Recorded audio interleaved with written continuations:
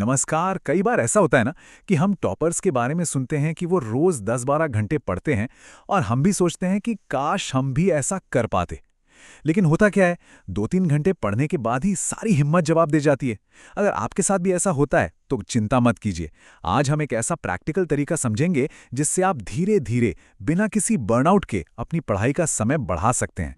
ज्यादातर स्टूडेंट्स के मन में यही सवाल होता है कि क्या टॉपर्स सच में एक बार में 12 घंटे पढ़ लेते हैं?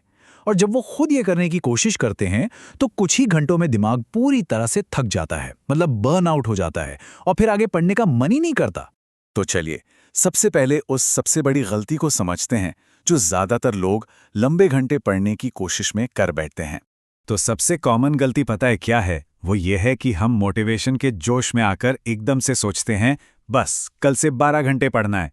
और फिर होता क्या है, 2-3 दिन तो जैसे तैसे खींच लेते हैं, लेकिन उसके बाद बर्नआउट, थकान इतनी हो जाती है कि पढ़ाई पहले से भी कम होने लगती है। यही वो जाल है जिसमें ज्यादातर लोग फंस जाते हैं। तो यहाँ सबसे जरूरी बात जो समझने वाली है वो ये है कि सफलता का राज अचानक से बड़ी छलांग लगाने में नहीं है, बल्कि धीरे धीरे एक छोटे मैनेजेबल लक्ष्य से शुरू करके आदत बनाने में है। चलिए, तो अब अपने पहले कदम की तरफ बढ़ते हैं। हमारा सबसे पहला टारगेट होगा अगले 7 दिनों के लिए एक मजबूत 8 घंटे पढ़ाई करने की नींव तैयार करना। ये जो शुरुआती टाइम टेबल है ना, ये आपकी नींव को एकदम पक्का कर देगा। देखिए, हमने दिन को 2-2 घंटे के 4 आसान स्लॉट्स में बांट दिया है, और सबसे अच्छी बात, हर स्लॉट के बीच में आपको अच्छा खासा ब्रेक मिल रहा है। जब आप इस तरह से पढ़ेंगे ना, तो आपको पता भी नहीं चलेगा कि कब आपके 8 घंटे पूरे हो गए। ये बहुत आसान लगेगा। ठीक है, तो जब आप एक हफ्ते तक आराम से 8 घंटे पढ़ने लगे तो समझिए कि अब अगले लेवल पर जाने का टाइम आ गया है। अब हम धीरे धीरे अपनी सहनशक्ति बढ़ाएंगे और अपने अल्टीमेट गोल की तरफ बढ़ेंगे। ये पूरी प्रक्रिया आप देखिए 3 बहुत ही आसान स्टेप्स में बटी हुई है। हर अगला कदम पिछले कदम पर ही बना है। बस एक बात याद रखिएगा, ये एक मैराथन है, कोई 100 मीटर की रेस नहीं। आराम से चलना है। अब देखिए, इस स्लाइड में कितनी स्मार्टली काम किया गया है। हमने बस अपने स्टडी ब्लॉक्स को थोड़ा थोड़ा लंबा कर दिया है। इससे दिन में 2 घंटे और जुड़ गए और आपको कोई एक्स्ट्रा बोझ भी महसूस नहीं होगा। इसी को कहते हैं धीरे धीरे स्टैमिना बनाना। और लीजिए, ये है हमारा फाइनल स्टेज, हमारा शिखर।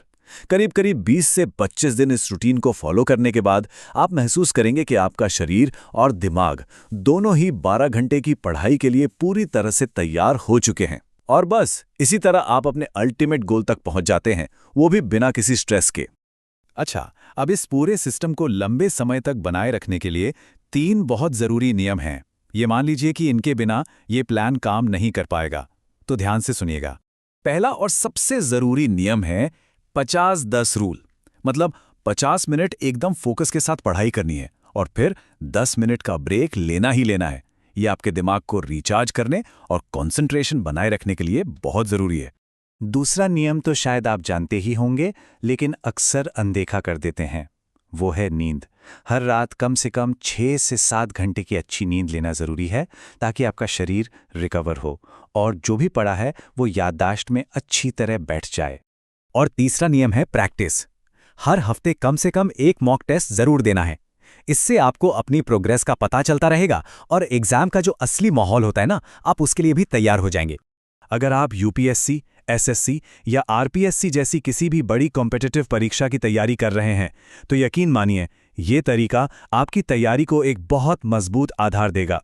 याद रखिए, बात सिर्फ घंटे गिनने की नहीं है, बल्कि हर घंटे को असरदार बनाने की है। तो आखिर में एक सवाल पर सोचते हैं, सफलता का असली राज क्या है? क्या वो घंटों की गिनती में है या फिर पढ़ाई की कंसिस्टेंसी में? असल में हमारा लक्ष्य सिर्फ 12 घंटे के आंकड़े को छूना नहीं है। असली लक्ष्य तो पढ़ाई की एक ऐसी मजबूत आदत बनाना है जो हमेशा हमारे साथ रहे और हमें हमारी मंजिल तक पहुंचाए। क्योंकि आखिर में निरंतरता ही सफलता की कुंजी है।